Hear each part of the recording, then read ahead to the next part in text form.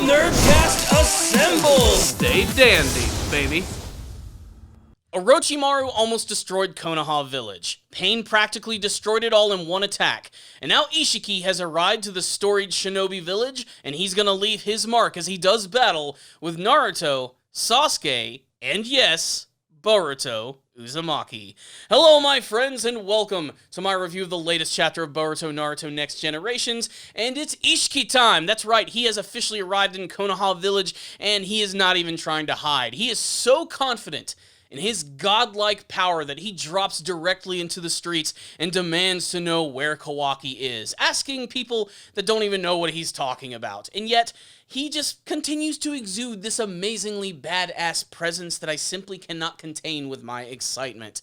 Also, come on man, this means we're finally gonna get a rematch with Boruto, Naruto, Sasuke, and it totally works in this freaking chapter. I love it. And yet, this is still basically the beginning of this epic battle. But overall, this was a pretty simple chapter of the series, basically displaying that Isshiki is incredibly confident in his power, and he's just going to run through Konoha village until he gets what he wants. Not to mention, he has Byakugan, so he can pretty much see anything in the village, aside from some secret bunker, which apparently is going to allow them to block the abilities of stuff like Byakugan and Sharingan. So that's actually kind of interesting. They should try and create armor like that, so that way they can wear it, and it'll protect them from these people with eye abilities that can see like their chakra points and everything. I never thought of that until just now, but that would be pretty freaking cool. Anywho, the entire point of this chapter, again, is just demonstrating how powerful Isshiki is, and that Naruto and Sasuke are really the only people in the village who even stand something of a chance against them. And Naruto, of course, immediately goes into battle against this guy, which pretty much is almost a stalemate. I mean, the implication is that Isshiki is way stronger than Naruto and Sasuke, especially because Sasuke even confirms in their last battle, even when he wasn't even like in a super strong state or anything, they still had a tough time against him. And what I think might be the biggest shock of the chapter, and something that you know is definitely going to piss Naruto off, is that Sasuke actually decides to bring Boruto into this battle. And that's because he realizes that with his karma abilities, he can utilize the signature powers of Momoshiki, and that could be very instrumental in actually taking down Isshiki.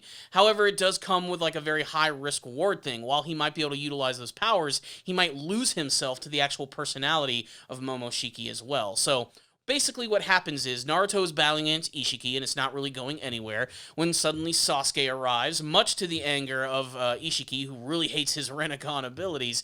And we get to see that throughout this entire battle, Isshiki is continuing to use his signature ability to shrink objects, when suddenly Sasuke decides to throw his sword directly at him, and he tries to use the ability on it, but again, as has been established, he cannot actually, like, shrink organic things, and he realizes that this thing is heading right towards him and he can't shrink it, when suddenly the sword transforms into Boruto, utilizing the power of karma to attack him and transport him to another dimension, where Naruto and Sasuke follow as they come together and prepare for the next big battle. Essentially, they were victorious in getting Isshiki out of Konoha village, but now they actually have to deal with the godlike being himself. And I can't believe I'm saying this, but we could potentially see the death of a major character soon.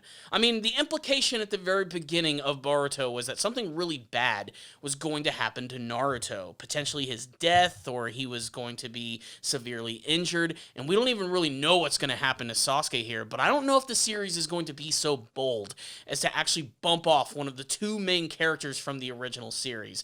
And if they do that, power to them, but at the same time, it is going to be incredibly shocking. So, what's the rundown on this chapter of Boruto? This one was fast-paced. It almost was like watching an anime episode. Like, I just ripped right through this one. And of course, a lot of the pages are dedicated strictly to the action, which is really cool, super fast and awesome. I have to say, one of the biggest improvements on the Boruto manga is that the art has just improved tenfold. Like, when it first started, it was a little awkward. It was very obvious that a different artist was working on the series, and it looked a little different.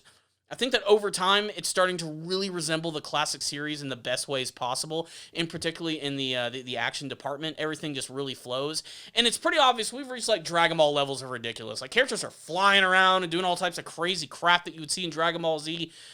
Yet at the same time, they're not blowing up planets. So I really like that. At least they're kind of keeping the power levels in check here.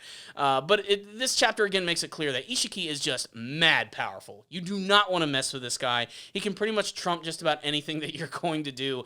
And watching him just like take control of Konoha Village in this chapter and destroying everything and utilizing his shrinking abilities, it's such a great display of his mad Otsutsuki-like power.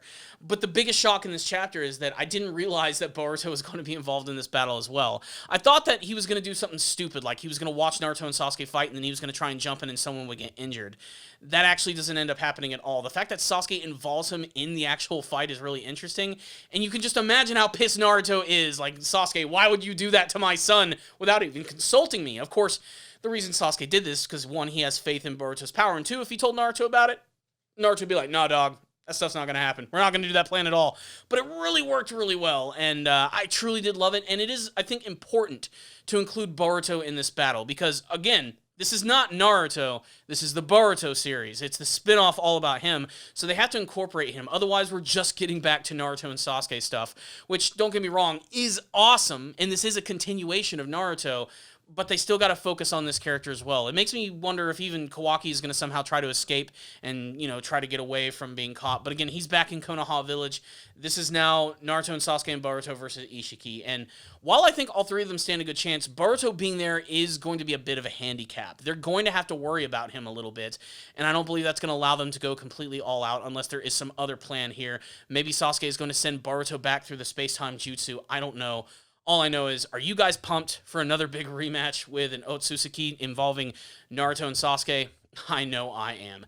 This was a great chapter. Production value-wise, the artwork was freaking great. I really loved it. I loved the action scenes. I loved that big surprise of watching Boruto actually be the sword. Again, it reminds me of why I've always loved Naruto in the first place, are those crazy strategies they come up with and the nice little twists. It totally brings me back to the old days of watching Naruto and Sasuke battle against Zabuza with a giant shuriken and them transforming. It definitely is sort of bringing that nostalgic feeling back while also giving us something brand new with a super crazy powerful villain. I loved this chapter. It's a 5 out of 5 for me. I want to get your thoughts about it, however. That's why I do these reviews. I want to hear from you guys. What did you think about the latest chapter of Boruto Naruto Next Generations? What's going to happen in this very big battle against Isshiki? Is someone going to die? Are they going to be victorious? What did you think about all the twists and turns and epic stuff in this chapter? Let's discuss all of it in the future of the Boruto manga series in the comment section below.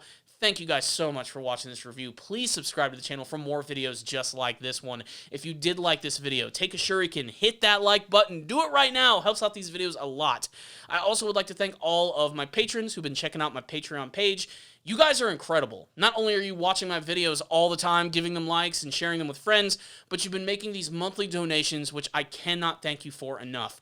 Remember, if any of you guys make a first-time donation, I'll review an anime series of your choice, and I would love to add your name to this list of super awesome people who support this channel every single day. So thank you guys so much for watching this review. I'll see you all next time, and as always, stay down there, baby.